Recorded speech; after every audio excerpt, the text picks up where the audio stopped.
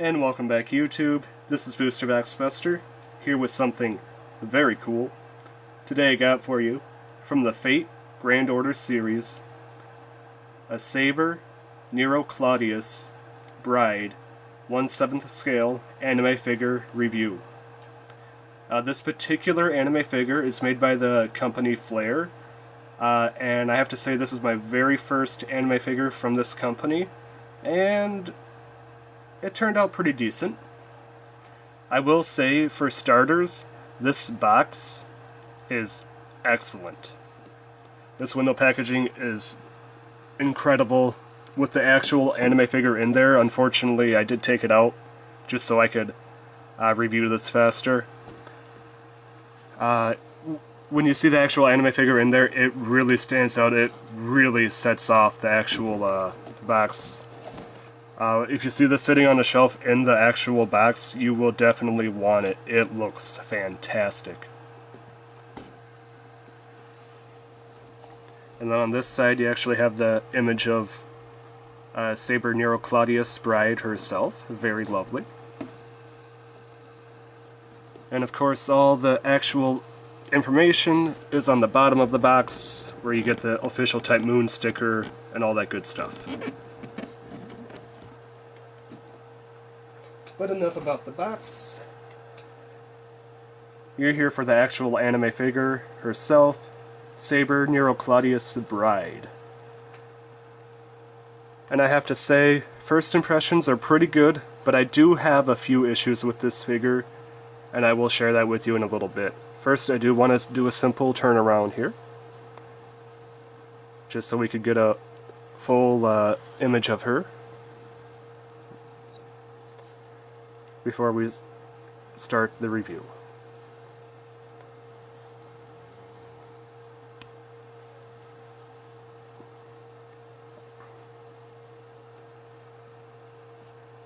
Alright, so with that out of the way, let's move in for a closer view and start, as always, with the base and the feet of the anime character herself.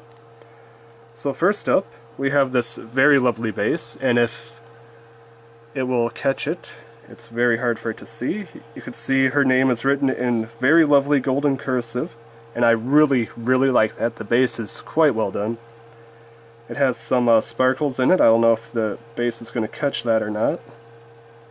And it has some very lovely golden leaves wrapped all the way around there. My first issue with this anime figure is attaching her to the base. I did have to separate the legs quite a bit because the legs were way too close to each other in the packaging, so I had to kind of force them apart in order to fit in their pegs.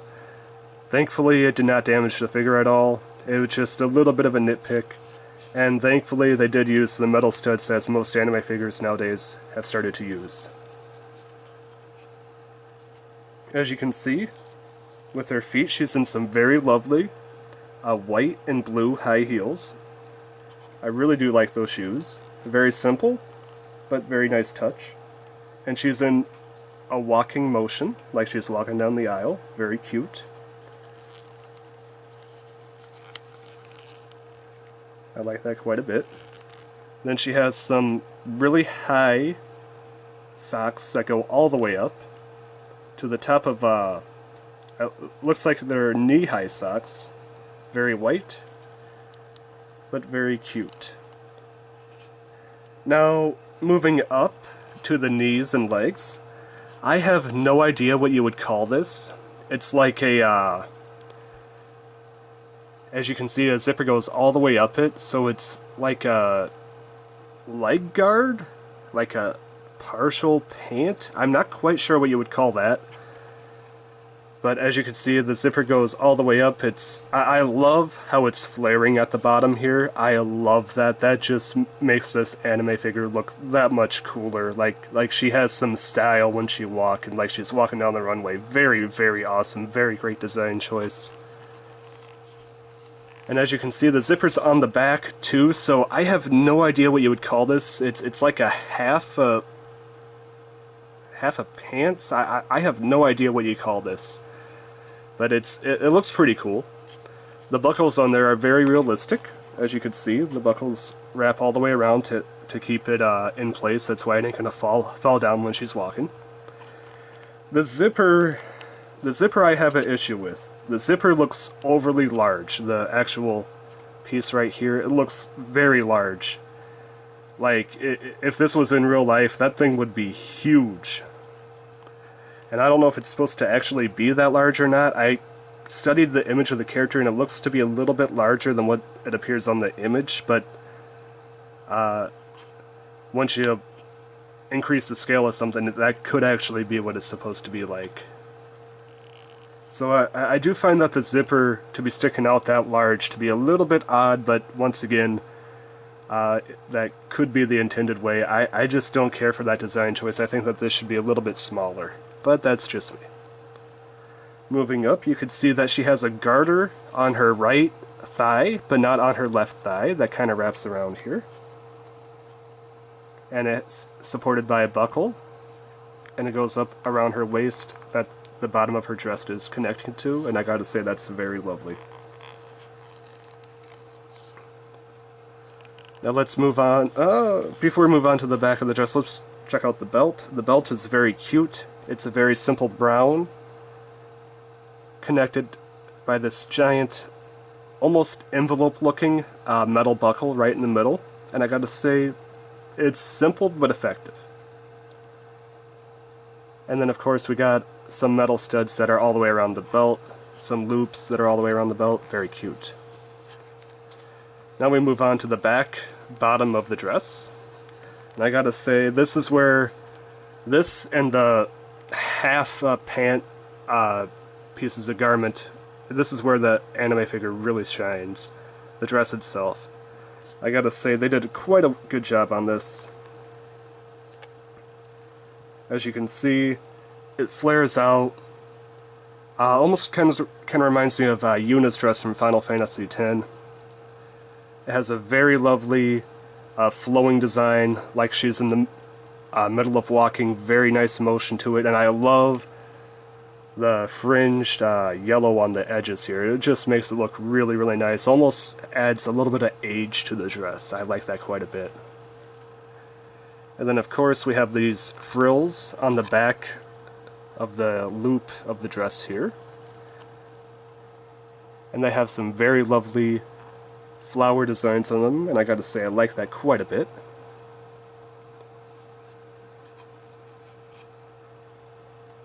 And then of course the belt up on top. The dress is kinda sticking out a little bit on the back side here, but that's okay, because that's what it's supposed to be. Now we move up to the midsection of the character, and I gotta say this looks quite nice. You have her in the underdress part here. Again with the overtly large zipper that runs at the base of the bust here. I do not care for that. It just looks comically large. Almost something you'd see like out of a cartoon.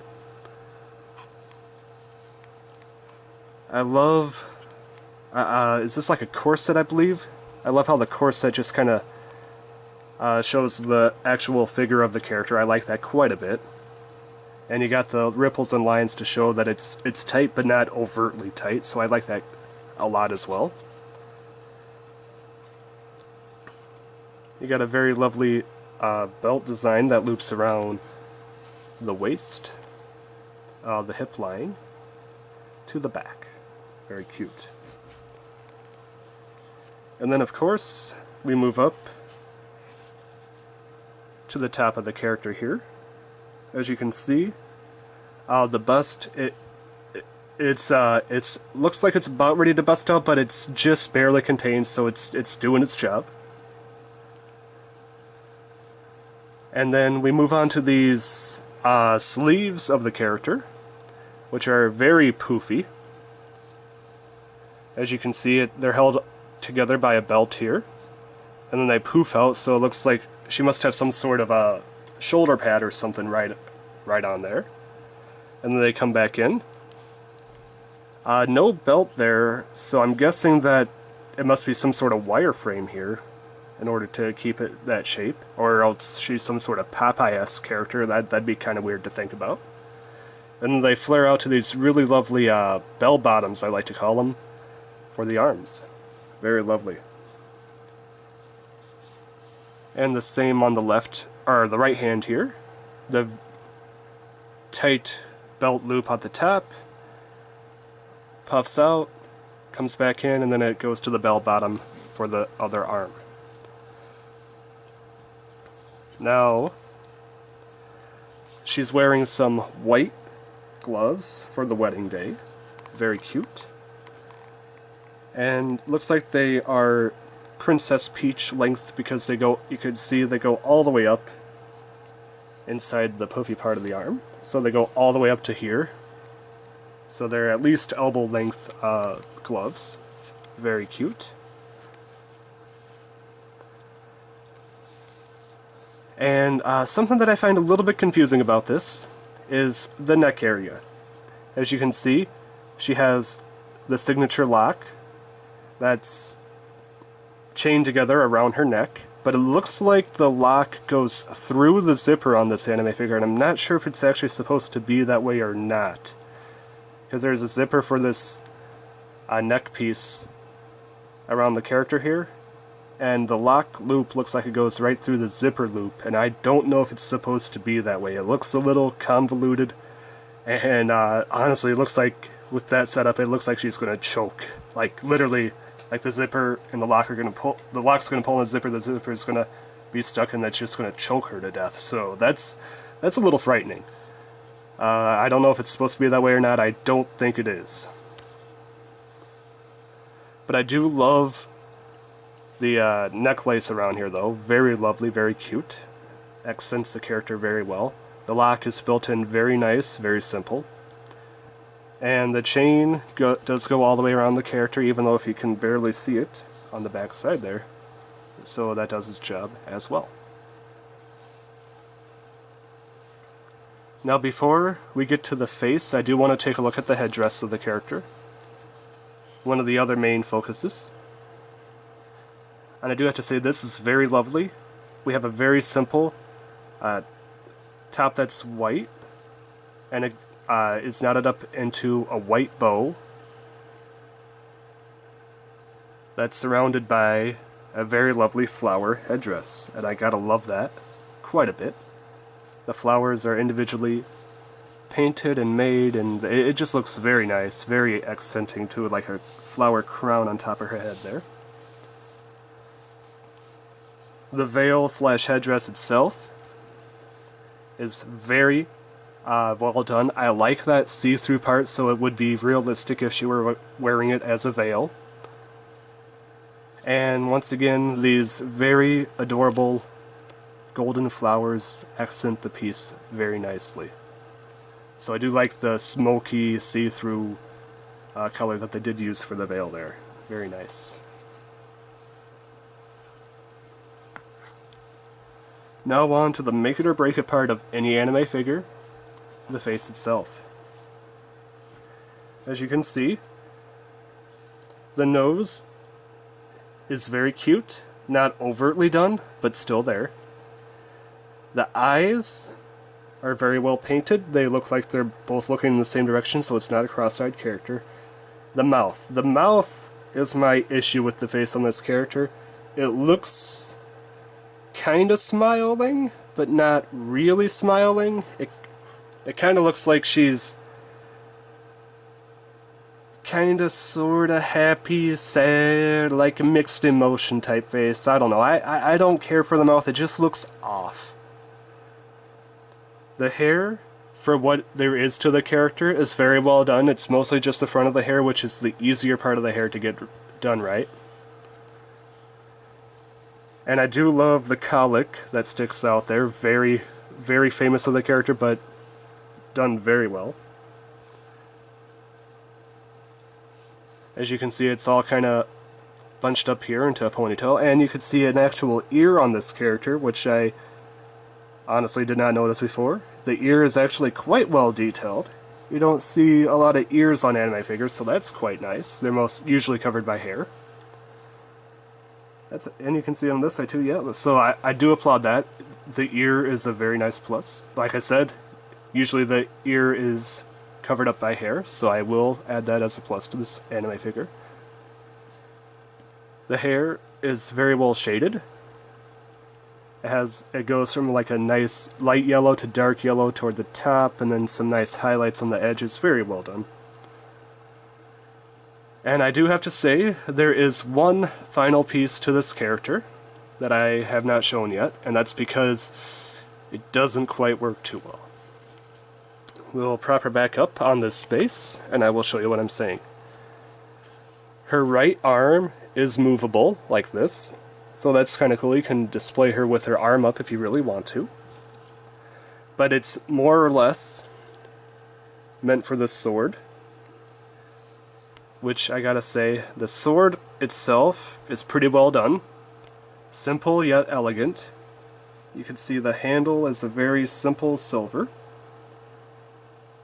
with some detail to it. The sword itself comes through pretty nice. You got the nice black top, silver edge, and then a very nice red stripe that goes all the way through it. Very nice design. And then it culminates into the tip of the sword here. Same on this side. Very, very lovely. Has a very nice metal sheen to it too, so it does really look like a sword that you would see in real life. Now, when you display this character, if you want to display it with the sword, it's supposed to kinda lay in here like this. But it's just kind of sitting there. It doesn't attach to anything, it doesn't hook to anything, there's nothing on the base for it to connect to. It's just kind of floating there. So if you were to bump it, it's going to move quite a bit. And if you bump it enough, or if you're to lift it up while holding the sword, it's going to just more than likely fall right through. So if you're rearranging your anime figures or something, it's very possible that you could forget that it's not attached to anything, and it's just going to fall right through, maybe poke you in the foot, I don't know. But yeah, I wish there was something on the base for it to, like a little dent or something where it would land. That's why you could easily display it, and that's why it don't have to worry about it falling around. I can understand people not wanting it that way though, because then they could display it however they want. It's just a little bit of a nitpick, but not overtly, because you can easily display it without the sword if you do not want to display it without, or if you do not want to display it with the sword, you could have it either way. So I do like that option. Overall, I have to give this anime figure probably, I'm gonna say a 7 out of 10. It does have some very nice qualities. I love the outfit. The design is fantastic. My issues though, the zippers are comically large. The sword has nothing to attach to.